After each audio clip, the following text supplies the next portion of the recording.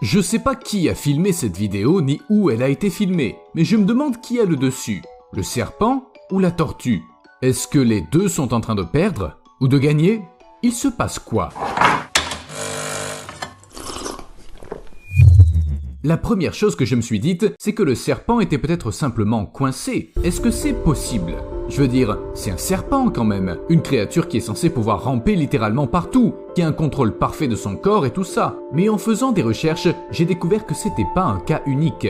Dans le comté de Middlesex, au Massachusetts, des passants ont découvert un serpent d'eau coincé dans une coquille d'escargot. Le serpent était sur le point de déguster un bon casse-croûte, mais il avait sous-estimé sa propre taille lorsqu'il a rentré sa tête à l'intérieur. Il est fort probable que la pauvre créature serait restée coincée si on ne l'avait pas sortie de là. Un serpent coincé dans une carapace de tortue a le droit de continuer à vivre. Il est vraiment coincé et ne peut pas sortir, même en se tortillant intensément. Et la tortue est bel et bien à l'intérieur de sa carapace, elle bouge même les pattes. Bon sang, le serpent a vraiment besoin de sortir. Il avait peut-être eu l'intention d'attaquer la tortue, mais les trous dans la carapace étaient trop petits. Ou... attendez, peut-être que c'est la tortue qui a attrapé le serpent et l'a tiré à l'intérieur.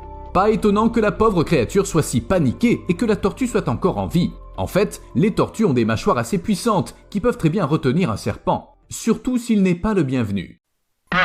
Qu'est-ce que tu fais ici? Tu vois pas que la place est prise? Ok, je suppose que ce serpent a simplement choisi la mauvaise tactique. Ce qu'il fallait faire, c'était écraser la tortue dans sa carapace. Si c'était un anaconda, il aurait sûrement pu.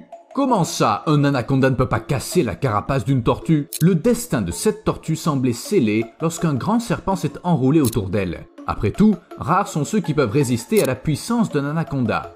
Le serpent a fait comme à son habitude, c'est-à-dire qu'il a essayé d'étouffer la tortue pour la manger plus tard. Mais la tortue ne s'est pas laissée faire. Pendant plusieurs minutes, elle a lutté pour sa vie. Elle a résisté comme elle le pouvait. Et finalement, un humain est venu à la rescousse. Bref, encore une fin heureuse. Enfin, sauf peut-être pour l'anaconda qui est resté sur sa faim. Mais il s'attendait quoi en attaquant une tortue? La nature elle-même a donné à cet animal une protection universelle contre les serpents. Et pas seulement contre les serpents. Constituée d'os et recouverte de solides plaques, la carapace empêche de nombreux prédateurs d'atteindre la chair de la tortue. Briser la carapace en la mordant est incroyablement difficile, surtout quand on est un serpent et qu'on n'est pas physiquement capable de relever un tel défi. D'autant que la tortue peut mordre en retour. Les tortues mordent essentiellement pour se défendre et à cet égard, la tortue alligator est un véritable berserker. D'abord, elle est assez féroce et ensuite, ce prédateur est prêt à manger n'importe quoi, y compris de petits alligators. Il faut être prudent à proximité d'une tortue alligator et la considérer comme potentiellement dangereuse. Cette espèce peut briser un manche à balai et en de rares occasions, des personnes ont eu les doigts tranchés par ces tortues.